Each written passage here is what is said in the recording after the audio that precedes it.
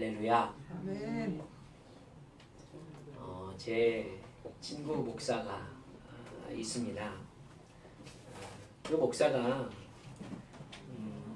그 목사의 친구죠. 그러니까 그 목사의 친구 목사가 이제 어렵게 이렇게 사역을 하고 있다 하는 그런 상황을 듣고요.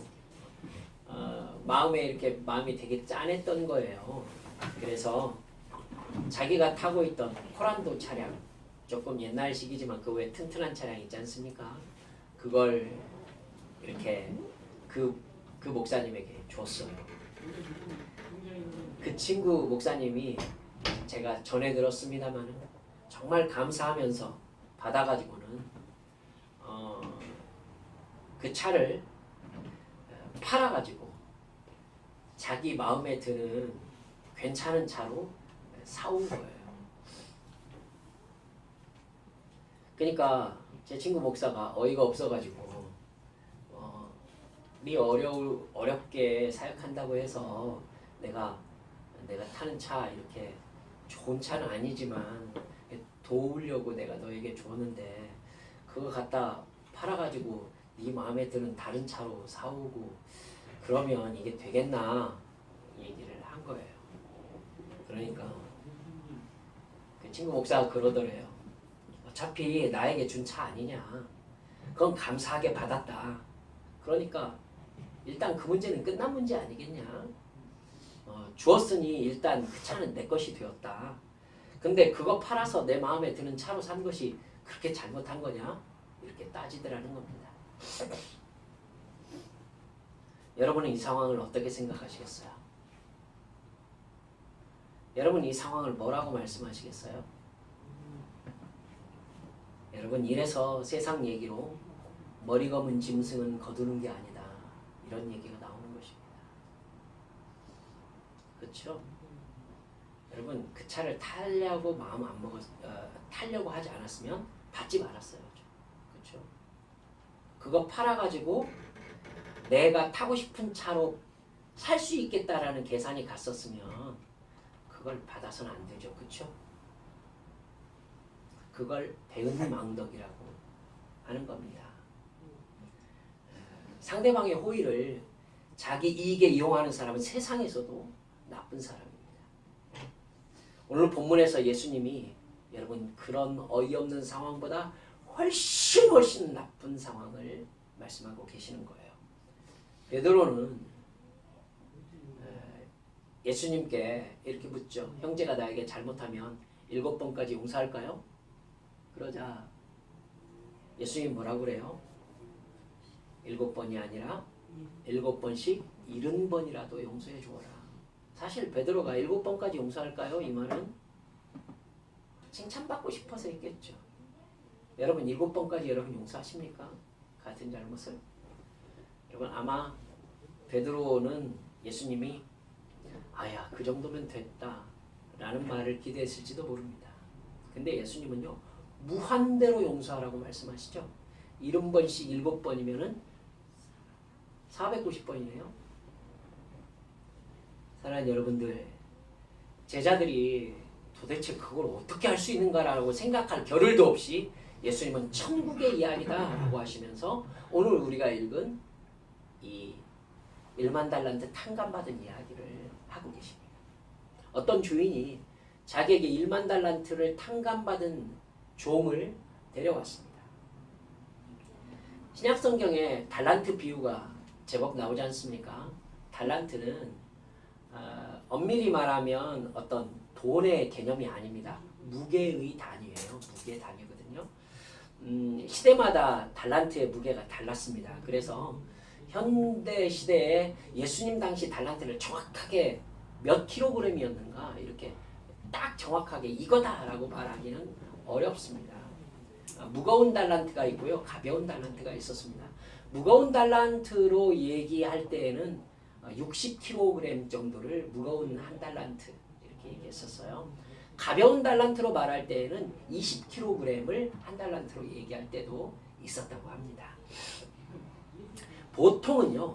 예수님 당시에 무게에서 한 달란트다 하는 경우는 34kg 정도를 얘기한다고 기록에 나와 있었습니다.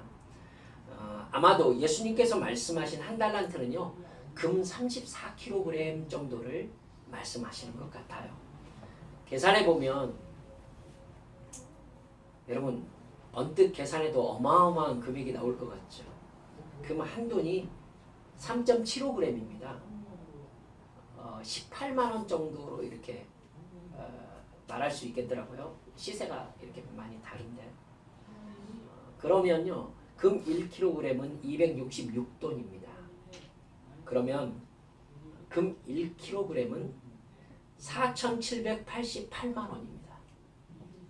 여기에 34kg을 곱해보면요, 금 34kg은 16억 2,792만 원입니다.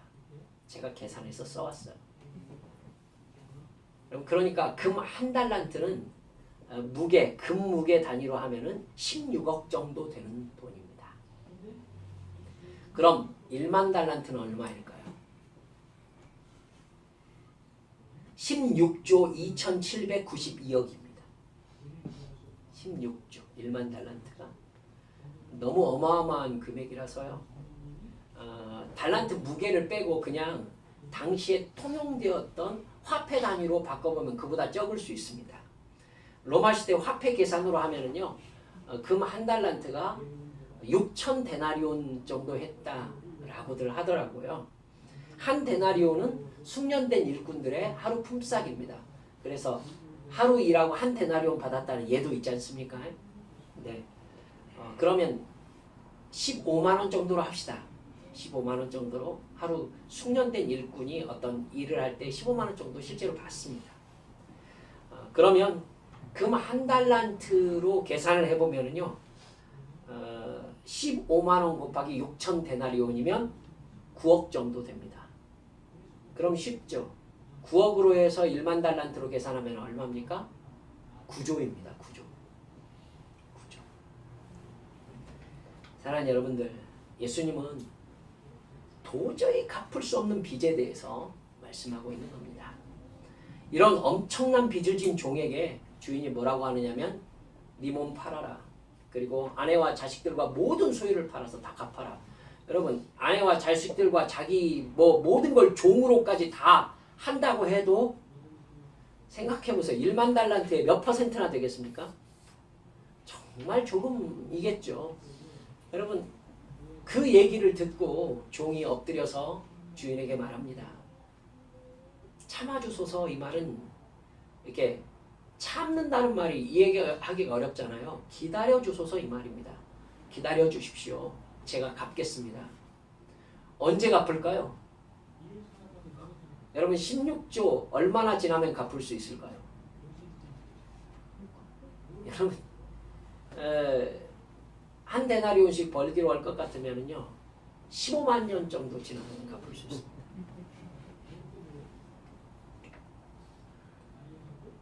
여러분, 이 상황을 주인이 딱하게 여겨서 뭐라고 하느냐면, 그거 내가 다 탕감해주마, 이렇게 얘기합니다. 종이 어떻게 반응했는지 성경에 나오진 않습니다. 근데 그 종의 행동이 곧바로 이어지죠. 그 종이 나가서 자기에게 100데나리온 빚진 사람을 만나게 됩니다. 여러분, 길에서 만난 것 같지 않아요. 아마 이 사람이 100데나리온 빚진 사람 찾아간 것 같습니다. 그리고 목을 잡고 빚을 갚으라 이렇게 얘기했죠. 이건 그야말로 추징하락한 것입니다. 빚을 갚아라. 100데나리온이 15만 원이면 얼마겠습니까? 1,500만 원 정도 되죠. 적은 금액은 아닙니다. 적은 금액은 아니에요. 그런데 구조 탕감받은 사람이 1,500만 원을 많다고 하기는 참 민망하죠. 민망해요. 가가지고 목을 붙잡고 돈 내놔라 이러니까 그 사람이 자기가 했던 행동과 똑같이 합니다. 참아주소서, 즉 기다려주십시오. 제가 다 갚겠습니다. 근데 그가 기다리지 않고 어떻게 했다고요? 옥에다 가두었다. 근데 그 모습을 본 주인의 종들이 이 상황이 되게 민망했던 거예요. 누가 봐도 이것은 이래서는 안 된다라는 생각이 들었다는 얘기죠. 자기가 지금 탕감받은 빚이 얼만데 세상에 그거의 몇 퍼센트도 안 될 그걸 받으려고 목을 잡고 사람을 위협해서 결국은 감옥에 가두었다? 주인에게 얘기하니까 주인이 그 종을 다시 데려와라 이렇게 얘기합니다. 그리고 뭐라고 하죠? 네가 나한테 애원하기에 내가 1만 달란트를 탕감해 주었다. 네가 그 은혜에 대해서 감각을 가지고 있다면 뭐 한다면? 감각을 가지고 있다면 네가 탕감받은 빚이 얼만큼인지 네가 제대로 헤아려 보기라도 했다면 네가 어떻게 그 사람의 목을 잡고 빚을 독촉할 수 있으며 그 사람을 결국 감옥에 가둘 수 있단 말이냐.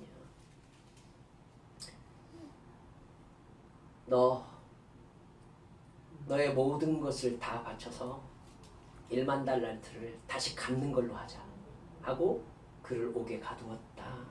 이게 성경이 우리에게 해주고 있는 말입니다.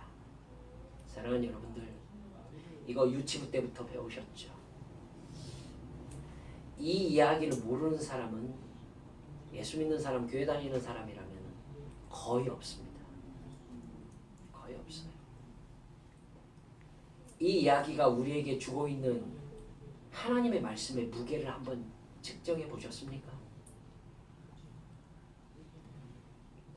왕과 주인이라고 표현된 분은 하나님을 말씀하는 겁니다. 1만 달란트 빚진 종은 나죠. 그죠? 1만 달란트, 16조 아니면 9조를 탕감해 주셨다는 것은 도저히 갚을 수 없는 죄의 값, 즉 영원한 지옥의 멸망을 예수님이 대신 갚고 면제해 주신 구원 사건을 의미합니다. 주님은 이 비유를 통해서 우리에게 정말 무엇을 말씀해 주고 싶으셨는지 한번 다시 깊이 되새기고 싶어서 여러분과 함께 말씀을 나누려고 합니다.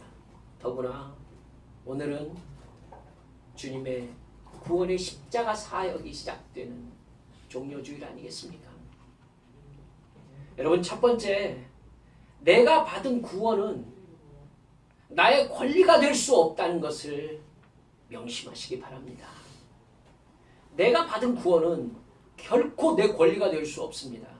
저는 이것이 한국교회 안에서 정말 잘못 가르쳐진 말씀이라고 생각합니다. 칭의를 법적 개념으로 해석해서 우리는 이제 죄가 없습니다 라고 얘기하는, 제가 심지어 초등학교 때부터 이 이야기를 배웠습니다마는 저는 시간이 지날수록 이 나이가 되어보니까 이건 아니겠다라는 생각이 저는 점점 더 강해지고 있습니다. 맨 처음 말씀드렸던 친구 목사가 준 차를 받고 이건 나에게 준 거니까 내 것이라고 생각하는 것은 말은 맞을 수 있어요. 말은. 그런데 관계에서는 완전히 틀린 말입니다. 그렇죠? 친구 목사가 차를 준 것은 법적인 증여가 아니죠. 법적 증여가 아니에요. 친구라는 관계, 상황을 도와주려는 동정의 마음인 것이죠. 그러니까 친구가 준 차량은 사랑의 마음이지 차가 아닌 거예요. 그런데 받는 사람 입장에서 이제 나에게 주었으니까 내 것이다 이렇게 생각하는 게 맞습니까? 예전에 여러분 뉴스 기억하고 계실지 모르겠습니다. 모 열매 사회복지 공동모금회 거기에서 기부금을 받아가지고 연말 기부금을 받아가지고 그걸 적절하지 않게 유용했던 게 뉴스에 한바탕 시끄럽게 떴던 적이 있었습니다. 그 뉴스를 듣고 국민들이 대대적으로 그야말로 분노를 했었어요. 여러분 뭐 분노할 게 있습니까? 어차피 기부금이야. 내가 낸 돈 아닙니까? 그럼 받은 사람 입장에서는 냈으니까 우리가 필요한데 우리가 쓰겠다. 틀렸습니까? 예, 틀렸다고요. 그게. 그게 맞습니까 그럼?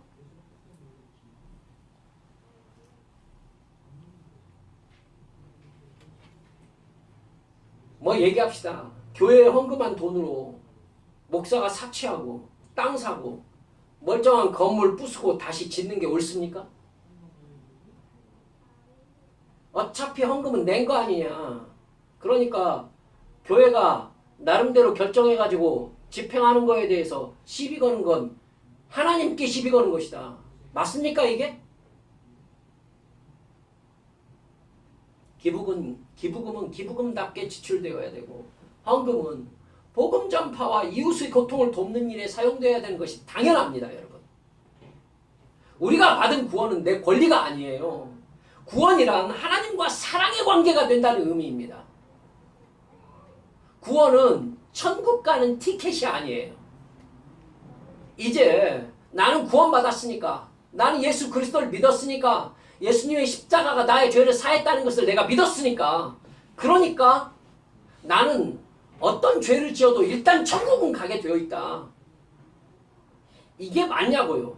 이게 맞습니까? 이렇게 배운 것이 정말 합당합니까?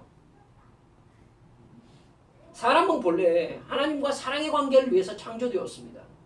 하나님의 사랑을 받고 하나님을 사랑하는 것이 인간의 창조 목적입니다.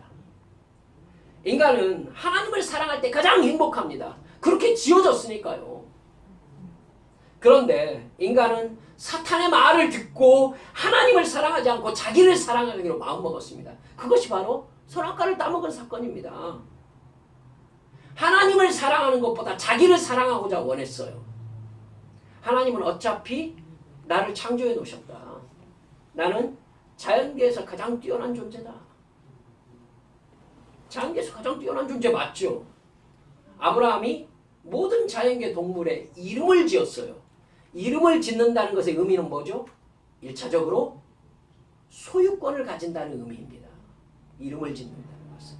그렇기 때문에 하나님은 아담에게 모든 자연계의 최상위 지배자의 권리를 인정하는 것입니다. 어차피 아담이 자기가 모든 자연계에서 가장 최고의 권력자라는 걸 알고 있습니다. 자기가 알고 있어요.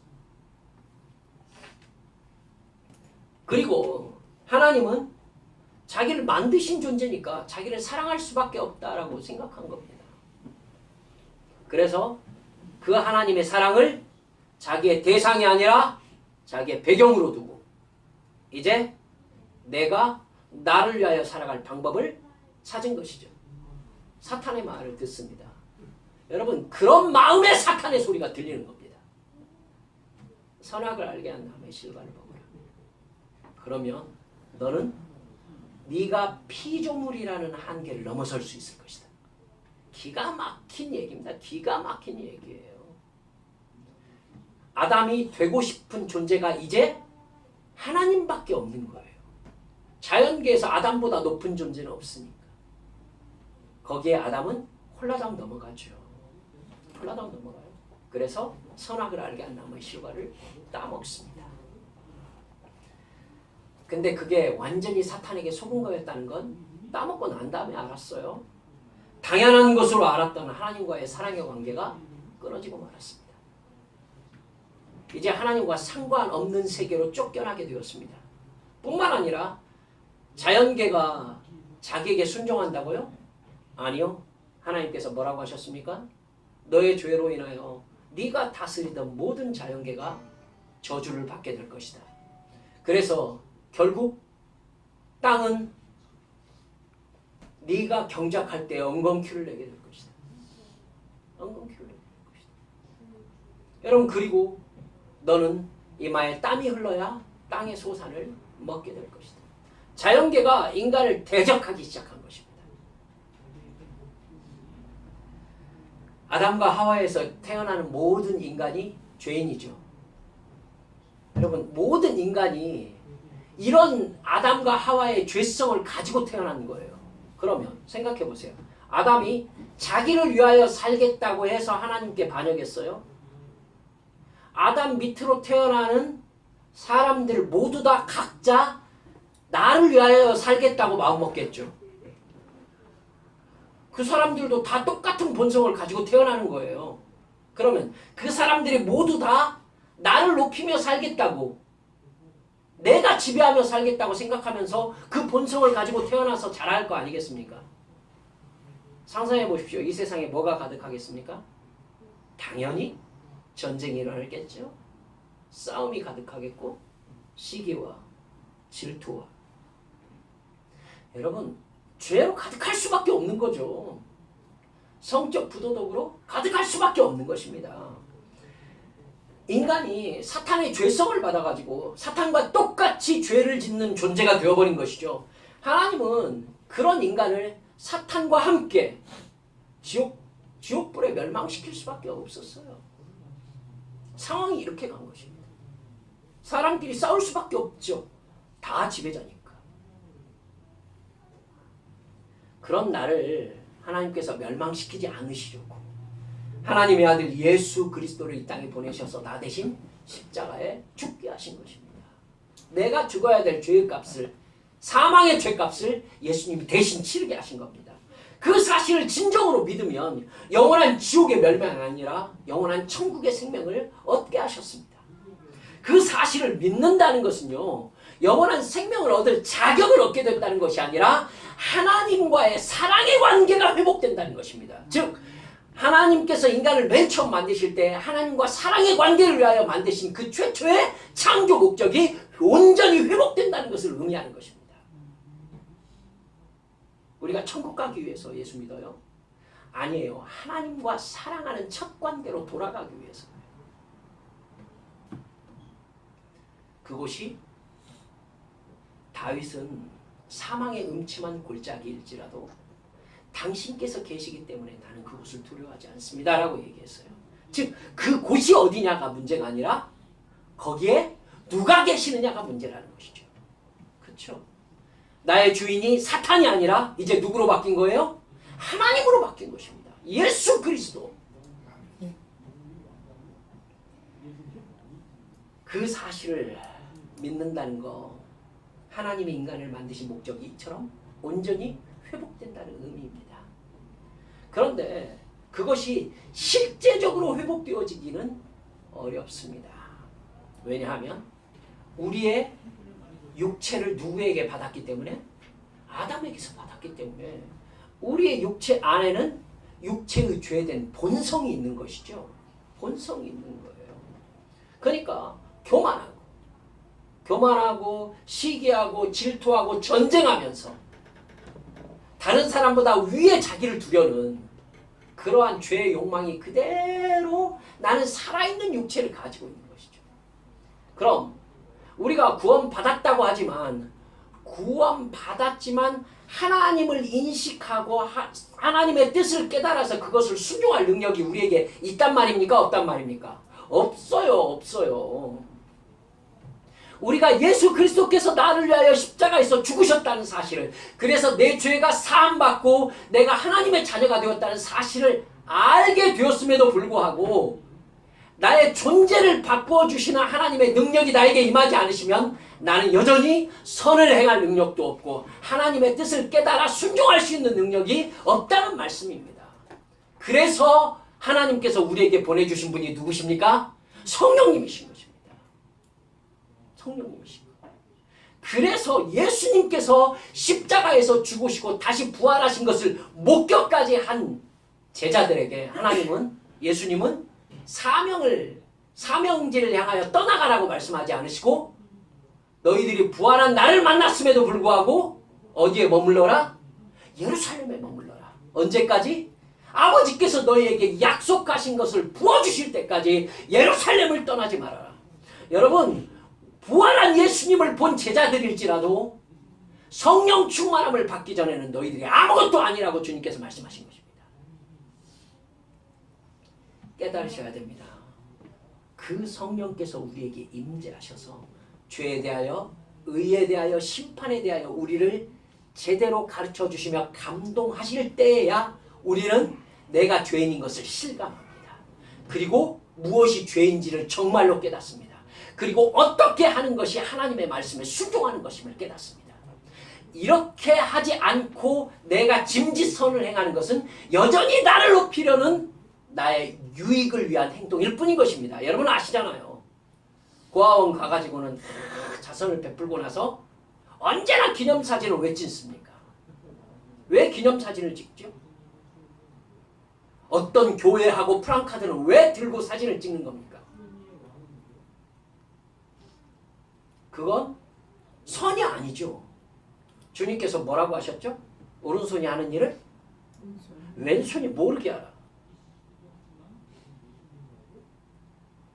여러분 그렇게 하지 않으면 그건 선이 아닌 겁니다. 하나님이 인정하시지 않는 것이죠. 마지막 때에 주님께서는 뭐라고도 경고하셨습니까? 네가 세상에서 했던 모든 일들은 이미 다 네 칭찬으로 다 받은 거 아니냐. 네가 너를 드러냈으니 내가 받은 영광이 무엇이냐? 아무 의미가 없다 이 말씀이잖아요. 그런데 그 말씀을 두려워하는 사람이 얼마나 있습니까? 사랑하는 여러분들, 이걸 정확하게 깨달아야 구원받았다라는 것은, 성령 충만함을 받았다라는 것은 하나님을 정말로 사랑할 수 있게 되었고, 하나님의 사랑을 사랑으로 인식할 수 있게 되었고, 하나님을 사랑하는 삶이 어떻게 사는 삶인지를 내가 알 수 있게 되었구나. 이게 바로 구원받은 상황이라는 것을 성령 충만함을 받아야만 깨달을 수 있는 거예요. 이게 바로 내가 받은 구원의 정체입니다. 그런데 내가 구원을 받았다고 생각하는 순간, 나는 천국 가게 되어 있구나. 이제 난 지옥에 갈 수가 없구나. 전 책에서 읽었어요. 당신은 지옥에 갈 수가 없습니다. 내가 어떻게 가는지 알려줄까?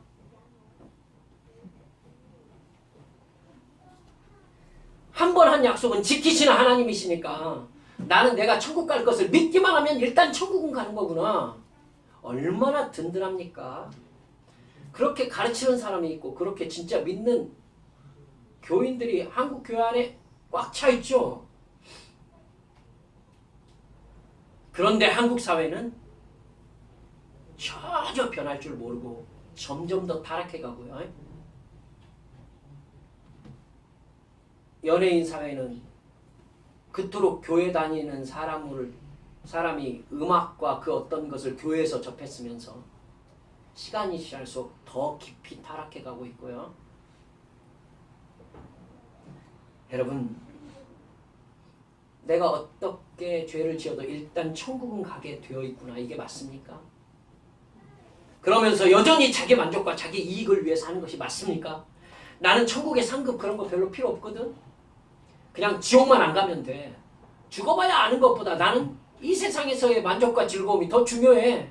이러면서 여전히 전쟁하고 살인하고 미워하고 시기하고 거짓말하고 도둑질하면서 내 이익을 추구하면서 성적 부도덕 속에 사는 것이 맞냐는 것입니다. 어차피 하나님은 나의 현재와 과거와 미래의 죄를 다 용서해 주셨다고요. 구원받은 다음에 짓는 죄는 나를 지옥 가게 할 수 없다고. 이거 믿음입니까? 저는 솔직히 말해서 만용이라고 생각합니다. 여러분, 그런 생각을 가지고 사는 사람들이 교회는 열심히 나오잖아요. 일주일에 한 번 입으로 잘못했다고 자백만 하면 끝나는 문제라면서 때우잖아요. 이게 바로 하나님의 은혜를 내가 당연히 누릴 수 있는 권리로 착각하는 사람들의 신앙 행태입니다. 예수님이 나를 위하여 대신 죽어주심으로 주신 영생을 죄를 마음껏 지어도 지옥에는 가지 않을 수 있는 천국행 티켓을 끄는 거라고 생각하는 그런 사람들. 여러분, 이걸 배은망덕이라고 해요. 제가 처음에 말씀드렸던 거친 세상말로 할 것 같으면 머리 검은 짐승은 거두면 안 된다는 말이 여기에서 나와야 맞아요.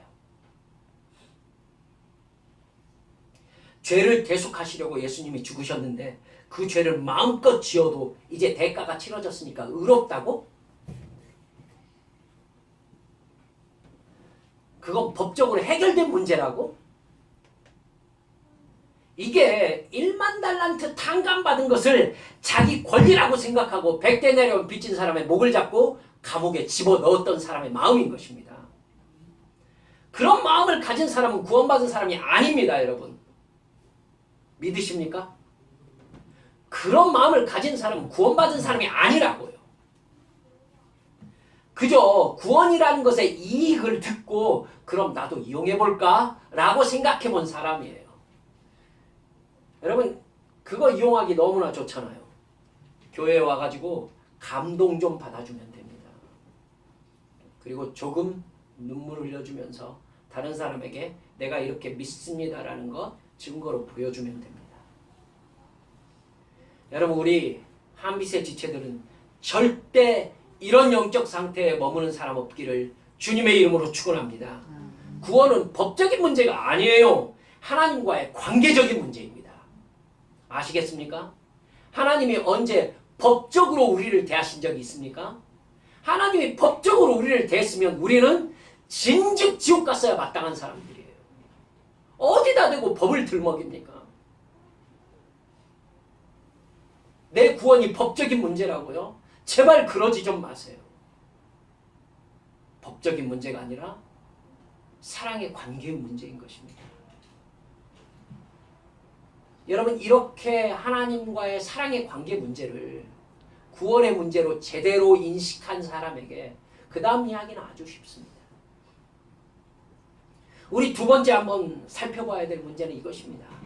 내가 받은 구원의 은혜를 정말로 믿고 있는지는 지금 내가 생각하고 말하고 행동하는 것으로 나타나게 되어 있다는 사실입니다. 그렇죠? 그러니까 내가 진정으로 구원받았는지 구원받지 못했는지는 궁극적으로 내가 하나님을 진짜 사랑하고 있는지 사랑하지 않고 있는지를 보면 안다는 것이죠. 여러분, 그러면 내가 하나님을 사랑하고 있는지는 어떻게 알 수 있죠? 내가 지금 하나님을 사랑하고 있는지를 어떻게 알 수 있어요? 상황과 관계없이 구원받은 기쁨과 감사가 있는지를 보면 알 수 있습니다. 그래서 내가 하나님을 사랑해서 하는 행동과 하나님을 사랑해서 하는 말과 하나님을 사랑해서 하는 생각을 보면 알 수 있습니다. 내가 하나님을 사랑하기 때문에 하는 행동이 있습니까? 하나님을 사랑하기 때문에 하지 않는 행동이 있습니까?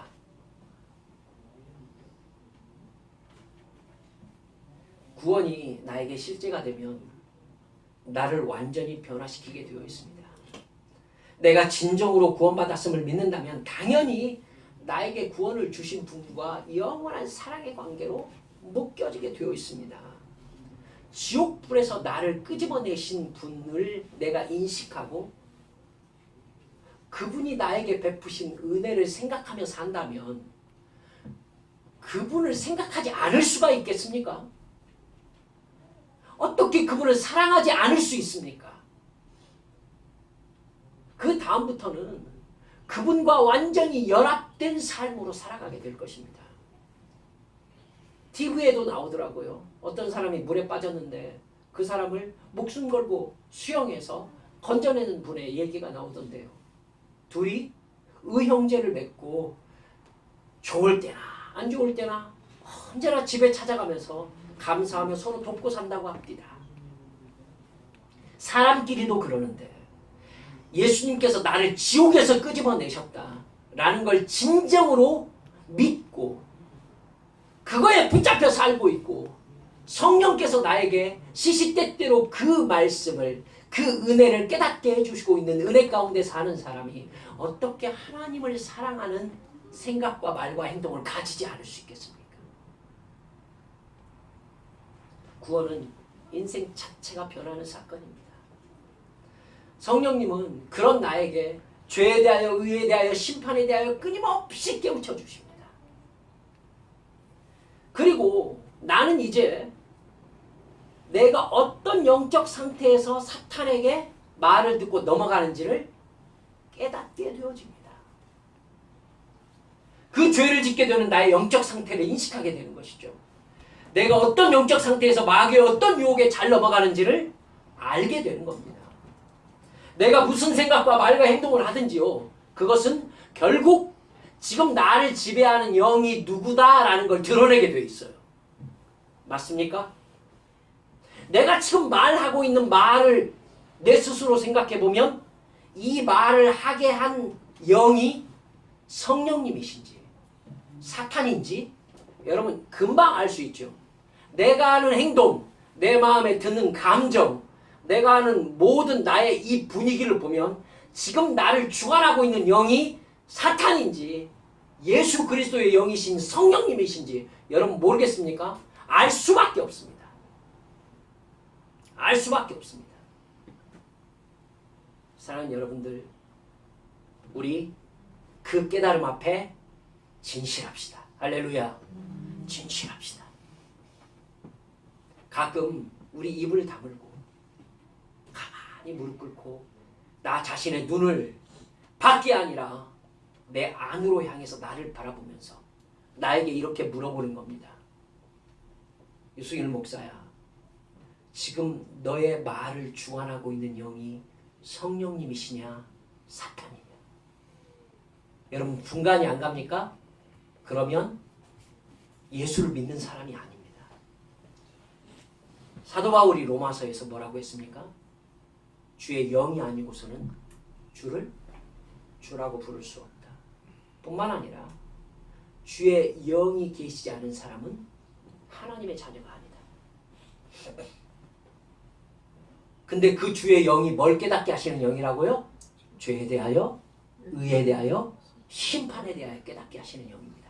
그렇기 때문에 우리 마음 상태를 쳐다보면서 내 입술의 말과 나의 행동과 나의 분위기와 여러분 나의 모든 것을 바라보면서 나를 주관하고 있는 영이 누구냐라고 물어봤을 때 답이 안 나온다면 우리는 영적인 사람이 아닌 겁니다. 저거 약속합시다.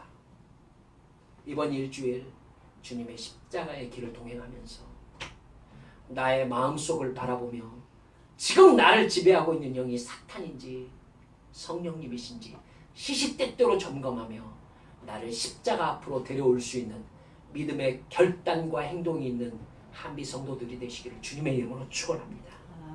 마지막으로 짧게 우리가 살펴봐야 될 것이 이것입니다. 만약 예수님이 지금 비유 말씀을 통해서 마땅하다. 여러분 이 마땅하다는 말이 참 중요합니다. 1만 달란트 탕감받은 사람에게 네가 100데나리온 빚진 사람을 탕감해 주는 건 너무나도 당연하지 않느냐. 마땅하지 않느냐. 왜 이렇게 마땅하다고 말할 수 있습니까? 네가 적어도 1만 달란트 탕감받았다라는 자기 존재에 대해서 정확하게 인식하고 있다면 너는 100데나리온 빚진 자를 감옥에 가둘 수가 없다 이 말이잖아요. 그러므로 만약 예수님이 마땅하다고 말씀하신 반응이 없다면 나에게 믿음이 없다는 것을 나타내는 것이고 나는 구원받았다고 착각하며 살고 있을 가능성이 있다는 겁니다. 믿는 사람에게는 믿는 사람의 행동이 나타나게 되어 있습니다. 그러나 1만 달란트를 탕감받아 놓고도 그 은혜에 대한 감사나 기쁨이나 하나님의 말씀에 대한 당연한 순종의 반응이 없다면 그 사람은 구원받은 사람이 아니라고 해야 되겠죠. 실제로 예수님은 오늘 1만 달란트 탕감받은 종의 은혜를 어떻게 하셨어요? 취소하셨어요.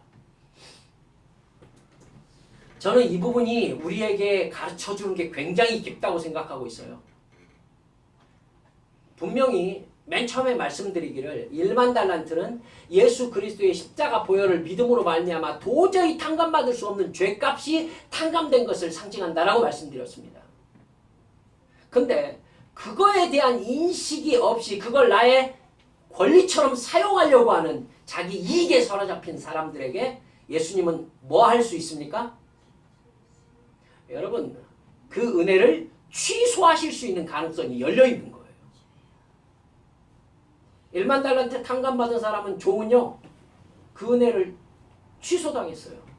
그래서 감옥에 갇혀서 맨 처음처럼 모든 걸 팔아서 1만 달란트 갚아라. 여러분 그 감옥이 무엇을 상징하는지 여러분 모릅니까? 알죠? 압니다. 여러분 마지막 36절 이렇게 얘기합니다. 너희가 각각 마음으로부터 형제를 용서하지 아니하면 나의 하늘 아버지께서도 너희에게 이와 같이 하시리라. 예수님은 구원의 은혜를 받은 사람이 그 구원의 가치를 제대로 안다면 하나님을 진정으로 사랑할 뿐만 아니라 이웃을 너그럽게 대하는 것이 당연하다 이렇게 말씀하시는 것입니다. 그런 반응이 없다면 주님은 믿음 없음으로 판단하시겠다는 것이죠. 우리가 생각해도요. 1만 달란트 탕감받은 종의 행동을 보면 그 사람은 탕감받을 만한 사람이 못 된다는 거 깨달을 수 있습니다. 그런 은혜를 받을 만한 사람이 아닌 거죠. 여러분 마치 서두에게 말씀드린 그 친구에게 차를 준 행동은 결국은 그 친구에게 아무런 가치가 없는 행동이 되고 말았어요. 그렇죠? 아무런 가치가 없는 행동이 되었어요. 두 사람은 이제 더 이상 만나지 않습니다. 그 종에게 1만 달란트 탕감해 준 것은요. 그 종에게도 주인에게도 아무런 가치 없는 행동이 돼버린 거예요. 여러분 예수님께서 나를 위하여 죽으신 십자가의 죽음과 부활이 내가 마음껏 죄를 지어도 잘못했다고 한번 말하면 다 해결되는 구원받은 천국행 티켓을 발급받은 것이라고 제발 착각하지 마시기를 바랍니다. 실제 그런 마음을 가진 사람에게 십자가와 부활은 아무런 가치가 없는 거죠. 그 사람은 십자가와 부활을 은혜로 받을 자격 있는 사람이 어디겠습니까? 많은 하나님의 사랑도 그 사람은 사랑의 관계가 아니라 자기 권리로 이용하려고 할 거예요.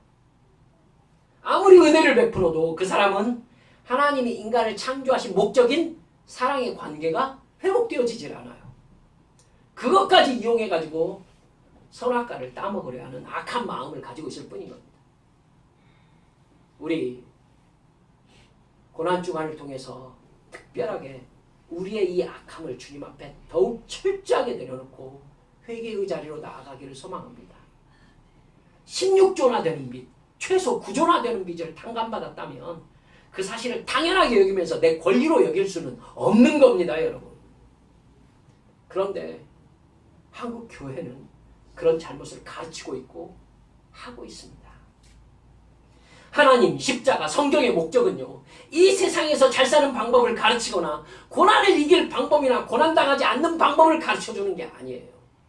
오직 죄값으로 영원히 멸망당할 운명인 인간을 예수님이 대신 십자가에서 죽어주셨다는 사실을 믿는 사람에 한해서 그 은혜 가운데 사는 사람에 한해서 영원한 생명을 받게 하신다는 것이 성경의 주제입니다. 우리 그 구원의 은혜에 늘 감사하며 또 어떤 상황에서든지 기뻐할 만한 일이잖아요. 기뻐하면서 나의 말과 생각과 행동이 주님을 사랑하는 나의 마음을 그대로 드러내는 거룩하고 정결한 믿음의 성도의 삶을 살아내기를 우리 주 예수님의 이름으로 축원합니다. 이 시간 주님 앞에 함께